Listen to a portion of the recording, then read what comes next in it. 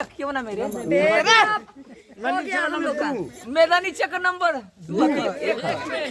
में भैया एक में बहुत बढ़िया इंजा को लोग रहला बहुत खुशी मिलला इतना प्यार तुला देला दिखाओ हो राम ये डायरेक्टर हम आरआर भोजपुरी कॉमेडी के दिखावा ऊपर ले ले नीचे ले सब कोई दिखाता अरे सट मत गुदगुदी बरत हट रे हट साहब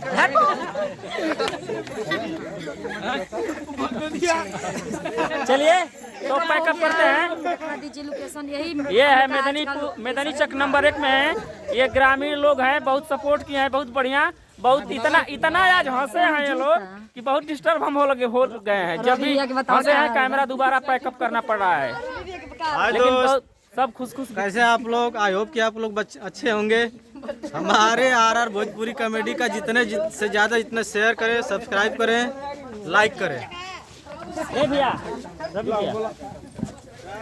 कैसे हैं आप सब लोग? देखिए आज आप लोग के प्यार से और आशीर्वाद से और यहाँ मैदानी चक नंबर 1 में जितने भी भाई लोग हमारे साथ थे, सब लोगों के सपोर्ट से आज का जो दूसरा दिन था शूट का कंप्लीट हुआ।